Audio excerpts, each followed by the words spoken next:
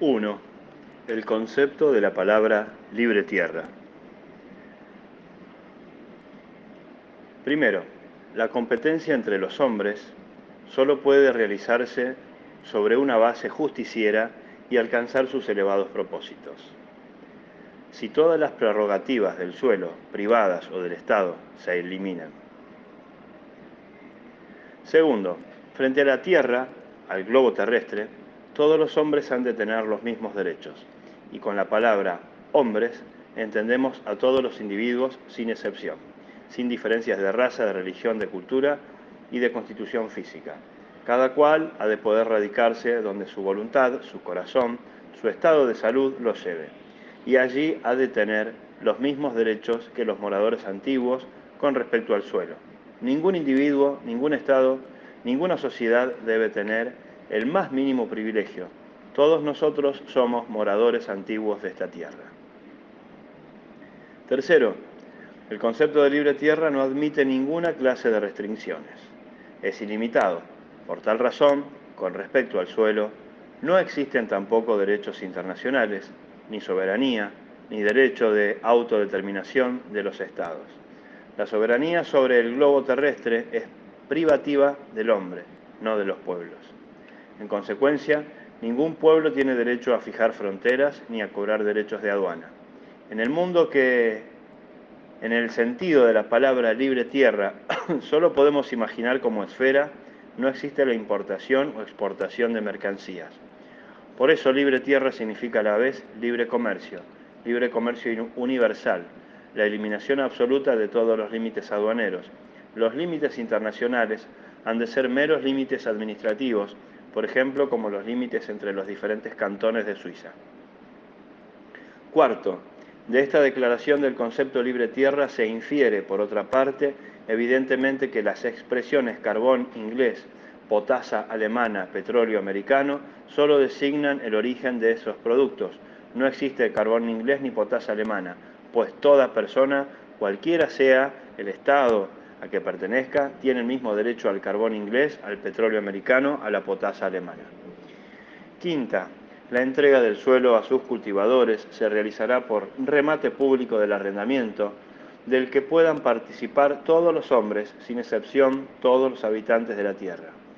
Sexta, el producto del arriendo ingresa al Tesoro Nacional y se distribuye íntegramente en cuotas mensuales entre las madres de acuerdo con el número de sus hijos.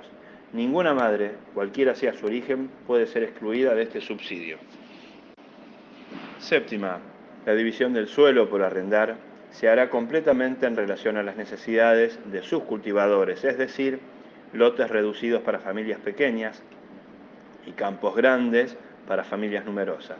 Además, grandes extensiones para corporaciones, comunidades religiosas y colonias para políticos sobrevivientes de tinte comunista, anarquista o socialista. Octava, los pueblos, naciones, razas, comunidades lingüísticas, congregaciones religiosas, corporaciones económicas que traten de limitar en lo más mínimo el concepto de libre tierra serán proscriptos, excomulgados y declarados reos de muerte. Noveno, el rescate de la renta privada del suelo actual se realiza por la indemnización total por la emisión de la correspondiente suma en certificados de deuda pública. 2. Las finanzas de libre tierra.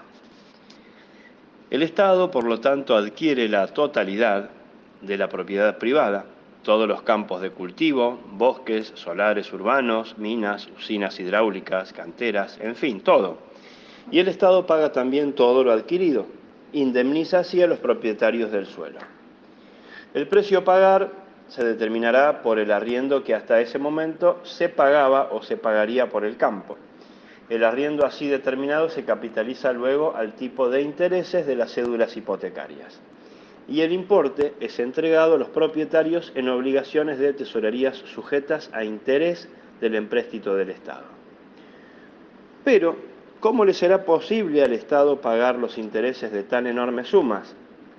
Respuesta: con el arriendo del suelo, que ahora ingresa a las arcas del Estado. Este importe corresponde a la suma de los intereses que deben pagarse, ni un centavo de más, ni uno de menos, ya que las deudas representan la renta territorial del suelo capitalizada.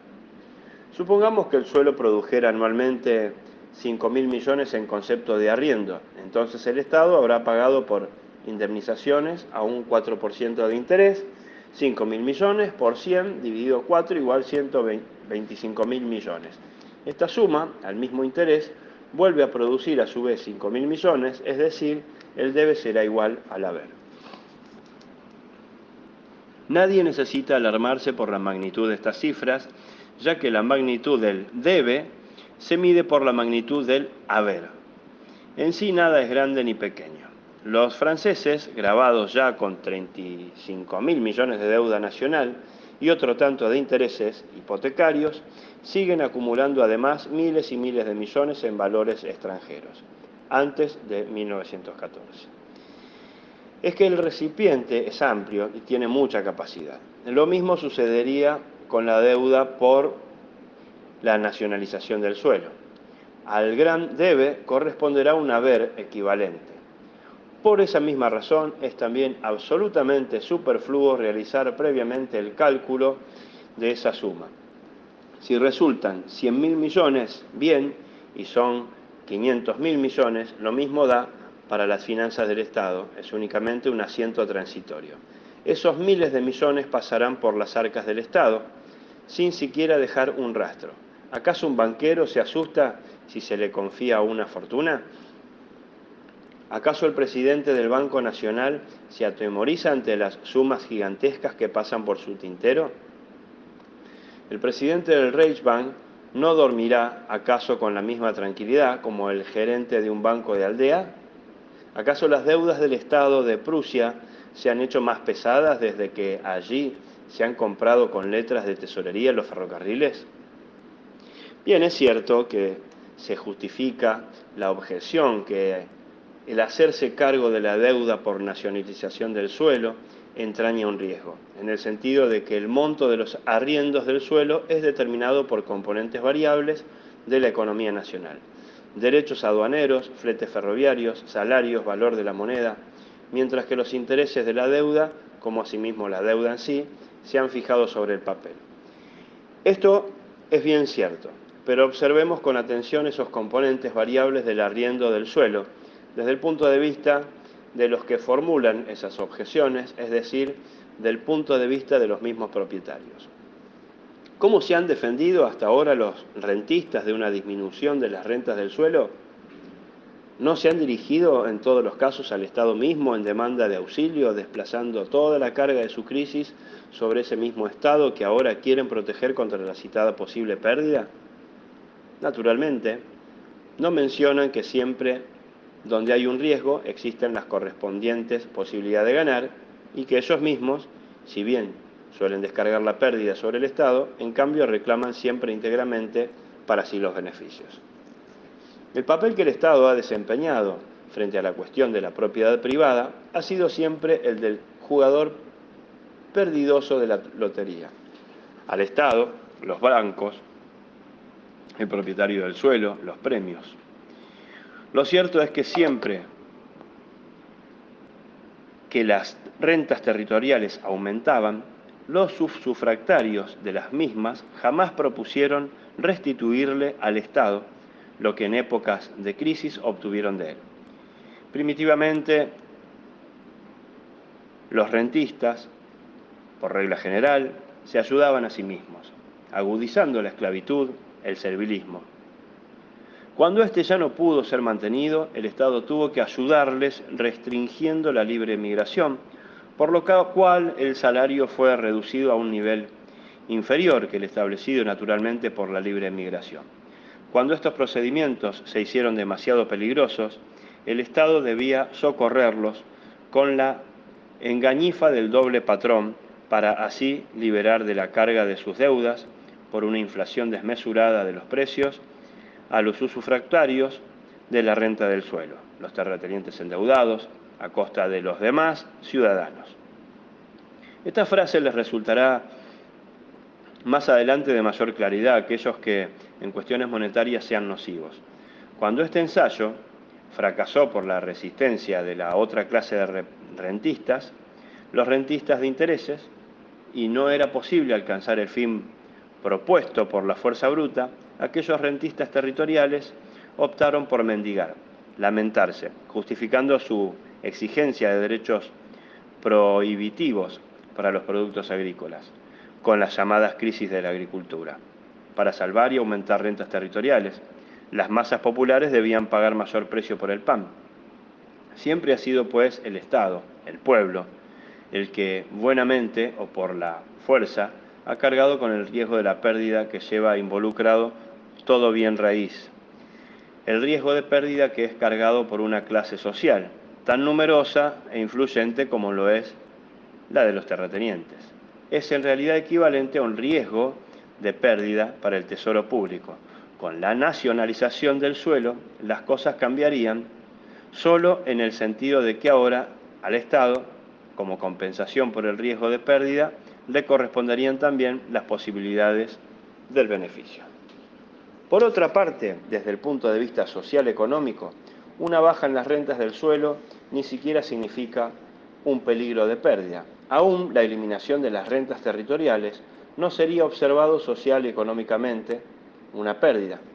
Al individuo que paga impuestos, al que con trabajo debe hoy en día pagar, aparte de los impuestos, la renta territorial, el Estado podría aplicarle, al eliminarse esta última, una carga impositiva tanto mayor. La capacidad impositiva de un pueblo está siempre en proporción inversa a la capacidad de los rentistas. Directamente nadie gana ni pierde por la compra de la propiedad por el Estado. El terrateniente obtiene, en intereses de los certificados de la deuda pública, lo que antes percibía en concepto de renta de su propiedad, y el Estado percibe en renta territorial de las propiedades lo que debe abonar en servicios de intereses por las letras de tesorería emitidas. La ganancia en efectivo para el Estado resulta recién por la paulatina amortización de la deuda por medio de la reforma monetaria que consideraremos más adelante. Con esta reforma, la tasa de intereses bajará en brevísimo tiempo el punto más bajo del mercado mundial, tanto para el capital monetario como para el industrial, y una vez aceptadas internacionalmente las ideas básicas de la reforma monetaria, el interés del capital bajará en todo el mundo hasta cero. Por lo tanto, será conveniente prometerles a los tenedores de títulos del empréstito pro nacionalización del suelo un interés tal que mantenga estos papeles constantemente en 100 a la par, pues la cotización de los títulos con interés fijo de sufrir todas las variaciones a que está supeditado el interés del capital. Entonces, si la cotización de los títulos del Estado debe mantenerse fija, su tasa de interés debe permanecer libre. Esta debe aumentar y disminuir con el interés general. Solo así puede evitarse la especulación con títulos del Estado. Pero para el bienestar general será provechoso asegurar completamente un capital de 2 a 300.000 millones contra la pillería de los especuladores de bolsa. Máxime teniendo en cuenta que los títulos de los empréstitos de nacionalización del suelo irán a parar en número elevado a manos de gente carente en absoluto de experiencia. De modo que, si por la libre moneda que se adoptara simultáneamente con la nacionalización del suelo, baja el interés general de los capitales, automáticamente se reducirá también la tasa de interés de los empréstitos pro nacionalización del suelo de 5 a 4, 3, 2, 1 y 0%. Entonces las finanzas de nacionalización del suelo presentarán el siguiente aspecto. Si las rentas territoriales importan anualmente 10.000 millones, el Estado, a un 5% de interés, deberá pagar a los propietarios en concepto de indemnización y a un interés del 4%, 200.000 millones, 250.000 millones. Para el servicio de interés de 200.000 millones, el 5%, se necesitan 10.000 millones. Ahora bien, si la tasa general de intereses baja al 4% para el servicio de interés a la par de 200.000 millones, son suficientes anualmente solo 8.000 millones, mientras que las rentas territoriales por el momento permanecen en el mismo nivel de 10.000 millones. De esta forma, en el debe y haber de las finanzas de la nacionalización del suelo se produce un excedente anual de 2.000 millones. Dicho excedente es empleado en la amortización de deudas, las cuales ya no devienen intereses, mientras que las rentas territoriales continúan afluyendo al bolsillo de la nación. Este excedente anual crece en la misma proporción en que baja el interés general y alcanza, al llegar a cero, el importe íntegro de la renta territorial, que por cierto, con el retroceso de los intereses también bajará, aunque no en la misma medida. Véase parte 1 del párrafo 14. En este caso, toda esa formidable deuda nacional, contraída por la nacionalización del suelo, habría sido amortizada en menos de 20 años. Hemos de mencionar finalmente que la actual tasa de intereses, extraordinariamente elevada de los empréstitos de guerra, que se utilizaría como base para el cálculo de la indemnización, cuota de capitalización, sería especialmente favorable para la nacionalización del suelo, pues cuanto mayor es la tasa de interés, tanto menor es el precio de la expropiación que ha de abonarse a los propietarios en concepto de indemnización. Por cada 1.000 pesos de renta territorial deben abonarse a los propietarios por indemnización al 5% igual 20.000 pesos de capital, al 4% igual 25.000 pesos de capital, al 3% igual 33.333 pesos de capital. Dejo librado al criterio de los demás si sería deseable acortar aún más el periodo de transición y reajuste de ese que se concede a los propietarios, de acuerdo con el proyecto de amortización enunciado más arriba. No faltará, por cierto, los medios necesarios para hacerlo. La reforma de nuestro sistema monetario, tal como se la propone en la parte cuarta de este tratado, es de una eficiencia asombrosa. La libre moneda libera la economía social de sus cadenas, elimina todas las trabas, lleva su completo desenvolvimiento a las fuerzas productivas, aumentada hasta un nivel inusitado por los medios modernos de trabajo y de los obreros especializados actuales, sin que se lleguen a producir más estancamientos, crisis y suspensiones del trabajo. Los ingresos del Estado, el poder impositivo del pueblo, aumentará hasta lo insospechado. Vale decir que si se desean utilizar estas fuerzas para una amortización más acelerada de las deudas nacionales, podría cortarse considerablemente el lapso indicada más arriba. Pie de página 1. La renta territorial se capitaliza calculando la suma de dinero que en intereses produce tanto como el suelo en rentas. Segundo, en Francia, el promedio de la renta del suelo de los años 1908 a 1912 bajó comparado con el promedio de 1879 a 1881 en un 1,25% los precios de los campos, bajaron en un 32,6%, y en 1879-1881 una hectárea costaba todavía 1.830 francos. En 1908-1912 ya no valía más que 1.214 francos. Grundbesitz and Realkredit, 18 de abril de 1918.